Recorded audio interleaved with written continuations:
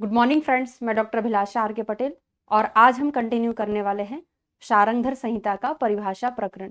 आज इसका 3rd lecture है। हम शुरू करेंगे वमन से। तो वमन क्या होता है? अपक्व पित्त श्लेष्माणो, वह कर्म जो अपक्व पित्तुर श्लेष्मा को स्पेशली वलाद ऊर्ध्व नयेतुयत ऊर्ध्व मार्ग से बाहर निकालता है। क्योंकि अभी इसके बाद हम शोधन पढ़ने वाले हैं। शोधन क्या होता है? एक ब्रॉड टर्म होता है, उसमें हम वमन और विरेचन दोनों इंक्लूड करते हैं।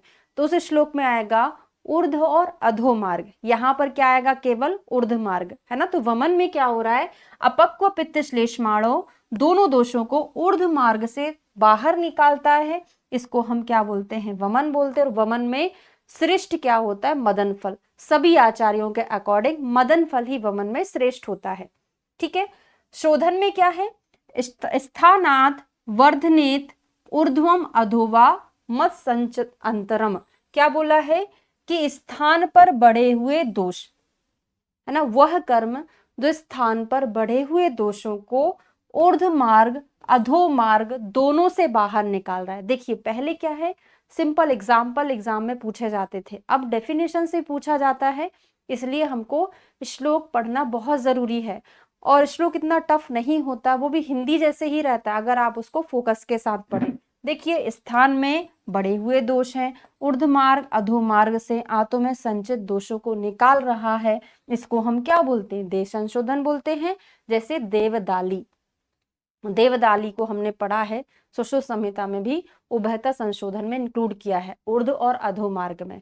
ठीक है। तो कोड बनेगा, शोधन को पढ़ेंगे दोनों ओर से शोधन, मतलब ऊर्ध्व अधो मार्ग से शोधन। तो यहाँ पे दोनों ओर से करा रहा है, तो दा से ही देवदाली याद करेंगे। ठीक है। छेदन क्या होता है? छेदन मतलब होता है एक्सीजन, काट कर निकाल देना। तो छेदन का श्लोक और लेखन का श्लोक लगभग सेम है ना। तो छेदन मतलब क्या होता है? काट कर अलग कर देना। ठीक है। तो श्लिष्टान कफादिकान कोड बनाकर याद कराऊंगी अभी जब मैं लेखन पढ़ा दूंगी, है ना। तो श्लिष्टान जो कोष्ठ में चिपके हुए मल हैं, है ना, कफ आदि मल हैं, उनको मूल से मतलब उनको जड़ से काट कर निकालता है। जैसे ये कोई पौधा है ना, इसको मुझे अलग करना है तो मैं जड़ से काटूंगी ना। तो जड़ से काटना मतलब जड़ से छेदन कर देना। तो यहां पर मूल टर्म आएगा जो कि लेखन में नहीं आएगा। ठीक है।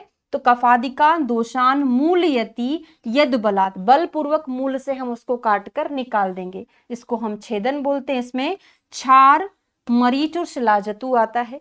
तो जो द्रव सटे या चिपके हुए कफादी दोषों को बलपूर्वक उखाड़ देता है, मतलब मूल से काट देता है, उसको छेदन बोलते हैं।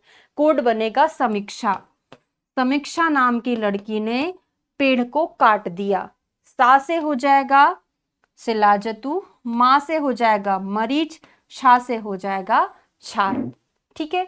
नेक्स्ट आता है लेखन। लेखन क्या होता है? स्क्रैपिंग करना, खुरच कर निकालना। ठीक है। तो धातुन मलान व देहस्य विशोष्य लेखित, क्या बोला है? धातु में धातु और मलों को सुखाकर, है ना। कैसे कर रहा है? शोषण करके लेखन कर रहा है। ठीक है। छील कर निकाल देता है। संपूर्ण शरीर की धातु और मलों को सुखाता है, फिर उनको लेखन करके निकाल देता है, वो लेखन कहलाता है। डिफरेंशिएट कैसे करेंगे?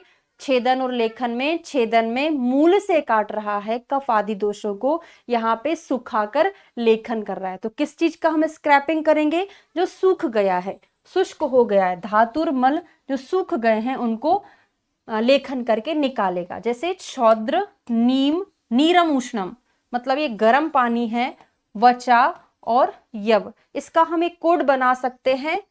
नीम एक स्पेशल वे में खाना चाहिए, है ना। ये लेखन करती हमारे शरीर का। नीम कुछ स्पेशल वे में हमको खाना चाहिए एज में, जो लेखन करती है। तो नी से नीर पढ़ेंगे, नीम नहीं है। नी से नीर, नीर मतलब पानी, गर्म पानी। ठीक है। मां से हो जाएगा मधु, मतलब शहद। ठीक है। वा से हो जाएगा वचा, या से हो जाएगा यव। ये जो एग्जाम्पल है, सॉरी कोडिंग है, ये आपको एग्जाम में जरूर याद आएगी, है ना। वहां पे हमने समीक्षा पढ़ा जिसने पेड़ को काट दिया था। यहाँ पे नीम स्पेशल वे में खाना चाहिए जो हमारे शरीर का लेखन करेगी। तो नी से नीर हो जाएगा, मा से मधु, वा से वचा, या से हो जाएगा यव। तो आज की क्लास में हमने 4 कर्म और पढ़ लिए हैं। कमेंट करके जरूर बताइएगा कि आपको समझ में आ रहा है कि नहीं आ रहा है। वीडियो अच्छा लगा तो लाइक शेयर और सब्सक्राइब जरूर करें। Thank you so much.